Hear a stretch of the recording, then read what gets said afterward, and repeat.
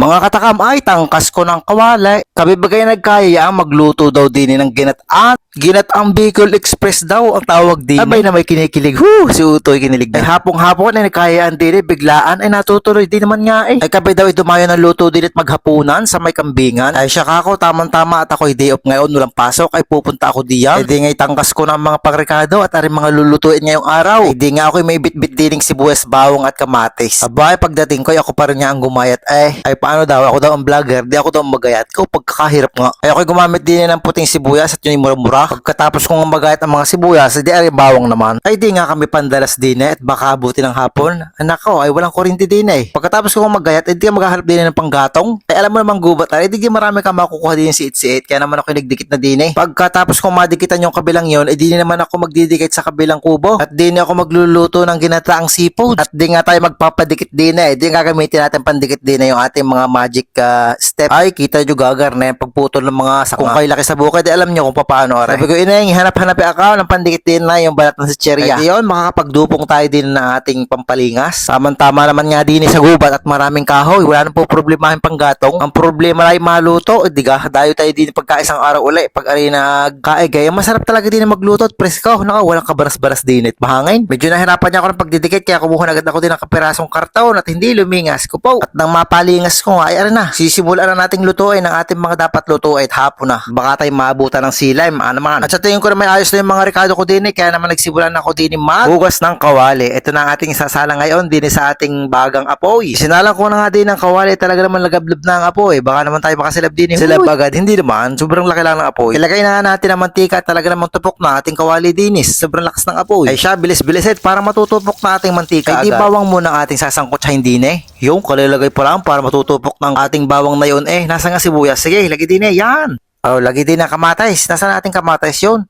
Kalalaki ng banggayat. Parang hindi na nagayat ang iba pagmamadali. Ilalagay na natin ating gulay. Ang ating gulay na talagang gayat na. 3 klaseng gulay lang naman yan. Sitaw, talong at kalbasa. Digi sapat na yan. Ay hipe, talaga namang nausok at talagang hindi lumingas. Kundi hipan kaya may garing hihip sa inyong bahay. Yan, digi sumalandak na nga naman ang lingas. Pagkakagaling ng mga panggatong din ay pagkakalingas. Talagang tuyong-tuyo o mga gatong. Itong sa pagdadalas-dalas. Ang aming nakuhang sandok ay kawot. Pagkakalukong pero lalagyan natin ngayon dito ng gatang una. Tapos dadagdagan natin ng kaunting gatang padalawa para naman hindi agad maiga yung magiging sabaw. Ang ating gagawin dyan ay tayo parang pagigisahan lang natin yan. Ang ating mga gulay na yan. Ay huwag kalilimutan pala ang ating paminta. Para naman magkaroon ng konting anghang at hindi ko na nalagyan na rin ng siling berde. Lagyan din natin ng konting pampalasa, pantimbang ng ating lasa, At syempre ating main ingredients, huwag kakalimutan, aring tahong, aring na may nahugasan ko na kaya rin nasa labo. At din sa gubat, ay talagang mahirap ang tubig. Ayan, halu-haluin lang at laguto ka na yan sa ating kawali. Igigisa-gisa lang natin yan at may iintayin lang ating bumuka at yan iluto na. Aring sa palengke ko pa nabili ay mahal na din ang kilo. Kaya kalahating kilo lang nabili ko. At alin naman, ang napakasarap na hipaw. Kita ninyo gayaan, ay malalaki nabili ko. Ay tama na ang kalahating kilo, ay 600 Ang kilo, ay naku po, ay magluluto lang naman tayo dito para may maipakitang luto at saka makapaghapunan ng kaunti. Ay kakoy tama na are. At pagkakasusunod na lang tayo bibili ng marami-rami. At nang miyamang pagkakahalo kong inilagay ko na nga din ng aking sobrang lapot na gata, ari yung gatang pinakauna. Ay sadya namang masarap nga rin gatang garne, ari yung sariwang-sariwang gata. Ari baga yung pinakayor kong gata, tapos biniga sa gato. At pagkakasarap ng garing gata,